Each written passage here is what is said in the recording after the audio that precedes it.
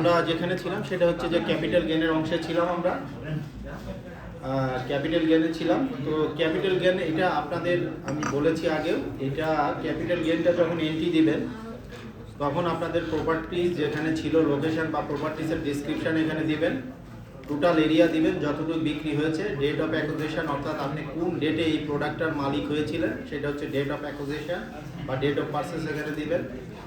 এখানে হচ্ছে যে এই প্রোডাক্টটা যে ব্যক্তির কাছে বিক্রি করেছেন আপনারা সেখানে টিন অফ বায়ার, এটা মনে রাখবেন, এটা ম্যান্ডেটরি, এটা ম্যান্ডেটরি টিন অফ বায়ার, ঠিক আছে। আর এখানে হচ্ছে যে প্রত্যেকটা দলিল যখন হয় ওই দলিলের উপরে একটা সেল ডিডের একটা নাম্বার পড়ে, সেই নাম্বারটা দিবেন। আর এটা কত তারিখে হয়েছে সেই তারিখটা দেবেন এখানে। এখানে যে সাব রেজিস্ট্রার অফিস অর্থাৎ ওই দলিলটা যে রেজিস্ট্রি হলো কোনো একটা সাব রেজিস্ট্রার অফিসের আন্ডারে এই রেজিস্ট্রিটা হয়েছে, সেই রেজিস্ট্রার অফিসের নামটা এখানে দিবেন। সেল রেট ভ্যালু অর্থাৎ অনেক সময় দেখা যায় যে আমরা প্রোডাক্ট সেল করি, সাপোজ সেল করেছি আমরা 1 কোটি টাকা বা 50 লাখ টাকা, কিন্তু আমাদের ডিডটা হয়েছে কত 35 লাখ টাকা, ঠিক আছে। এইটা হচ্ছে সেল ডেট ভ্যালু, এটা মাথায় রাখবেন, এটা সেল ডেট ভ্যালু।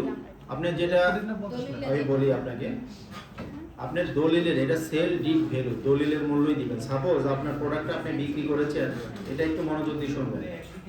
সাপোজ এই সেল ডিড ভ্যালু আছে 35 লাখ, কিন্তু বেসিক্যালি এই প্রোডাক্টটা বিক্রি করেছেন আপনি কত 1 কোটি অত না যাই 50 লাখ।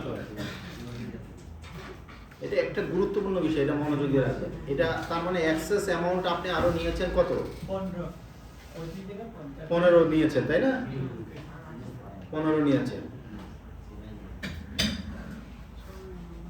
15 নিয়েছেন। এখন আপনি যে 35 লাখ আপনার সেল রেট বিক্রি করেছিলেন যে প্রোডাক্টটা, ওই প্রোডাক্টের এগেইনস্টে যে আপনার উৎসে করের টাকাটা দিয়েছিলেন সেই টাকাটা চূড়ান্ত কর দেওয়ার পরে, কিন্তু আপনি যে এই যে অতিরিক্ত 15 লাখ টাকা নিয়েছেন এটার তো আপনি ট্যাক্স দেন নাই।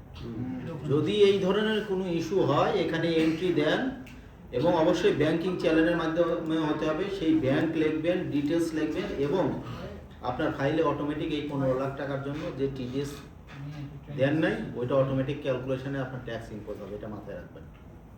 সেই ট্যাক্সটা এখানে দিতে হবে, এখানে টাকা ঢুকাইলে আমাকে ট্যাক্স দিতে হবে, অফ কোর্স দিতে হবে, ঠিক আছে। এটা বোঝার, এটা দেখানোর জন্য জাস্ট আমি এটা বললাম, ঠিক আছে। পরে গ্রসের সাথে যোগ হয়ে যাবে, দেখানো শো করবে মূল যে আপনি 35 লাখ টাকার এটা ক্যাপিটাল গেনে আছে, আপনি যে অ্যাসেটটা বিক্রি করেছেন সেটা বিক্রি করেছেন 50 লাখ টাকা, আবার মনোযোগ দিয়ে শোনেন, কিন্তু আপনার সেল ডিড হয়েছে 35 লাখ টাকা। এখন 15 লাখ টাকা তো আপনি কোনো না কোনো ভাবে নিয়েছেন, ব্যাংক অ্যাকাউন্টে নিলে এখানে সেই ডিটেলসটা দেওয়ার সুযোগ আছে, এই 15 লাখ টাকা, ঠিক আছে। এবং এখানে কোন ব্যাংকের মাধ্যমে নিয়েছেন কি নিয়েছেন, কিন্তু মনে রাখবেন যে ওখানে 35 লাখের যে ট্যাক্স দিয়েছিলেন এখানে 15 লাখ টাকার জন্য ওই অতিরিক্ত ট্যাক্সটা আপনাকে দিতে হবে, এই ফাইলে ইনকাম ট্যাক্সের ফাইলে দিতে হবে। এটা এই অর্থ বছরে, হ্যাঁ এই অর্থ বছরে যদি আমরা এই ধরনের ট্রানজাকশন বা লেনদেন হয় এটাই এখানে শো করব। হ্যাঁ হ্যাঁ হ্যাঁ, এই অর্থ বছরে ক্লিয়ার।